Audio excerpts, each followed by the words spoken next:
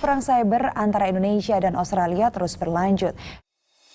Kelompok itu juga meninggalkan pesan di sebuah situs dengan tulisan, "Ini balasan karena telah menyadap Indonesia."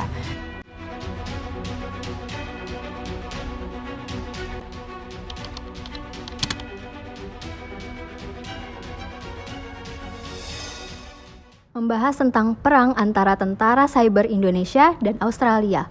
Mengapa kasus tersebut bisa terjadi? Perang antara tentara cyber Indonesia dan Australia yang terjadi pada tahun 2013 ini bermula ketika Edward Snowden sebagai mantan intelijen Amerika Serikat mengatakan bahwa Badan Intelijen Australia telah menguping Presiden ke-6 Republik Indonesia, yaitu Susilo Bambang Yudhoyono.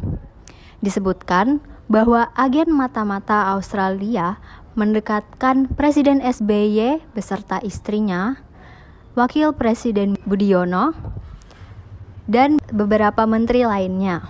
Bocoran itu juga memberikan model handset yang digunakan oleh masing-masing target, termasuk diagram voice event dari Presiden SBY. Hal ini memicu kemarahan para hacker Indonesia sehingga terbentuk Anonymous Indonesia.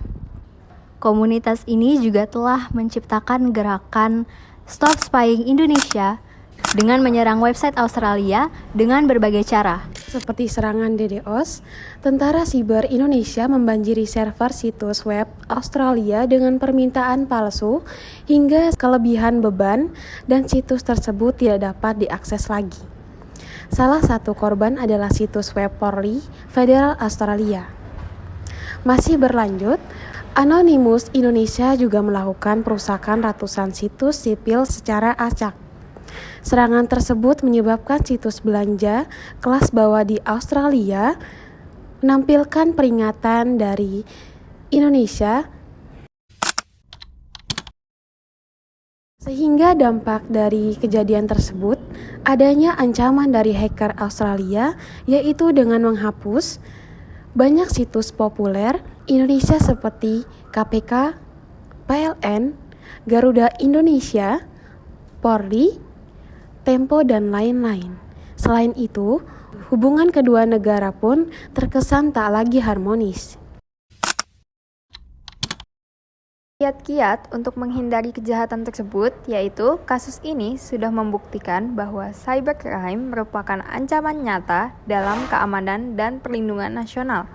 Oleh karena itu, diperlukan adanya yang pertama, peningkatan keamanan sistem dan jaringan dengan mengadopsi teknologi terbaru dan mengimplementasikan protokol keamanan yang ketat. Yang kedua, mengedukasi masyarakat tentang risiko kejahatan dunia maya, termasuk praktik keamanan digital, penggunaan kata sandi yang kuat, dan menghindari tautan atau aplikasi dari sumber yang tidak terpercaya.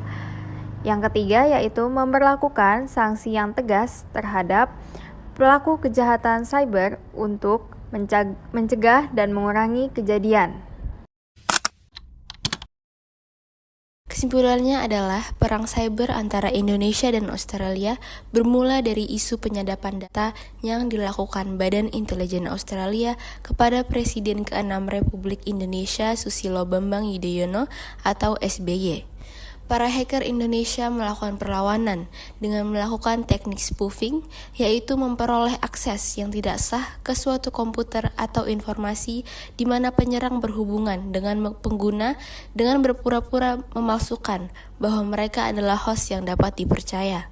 Agar kejadian tersebut tidak dapat terulang pada negara kita, diperlukan peningkatan keamanan sistem dan jaringan, dan juga mengimplementasikan protokol keamanan yang lebih ketat dari sebelumnya.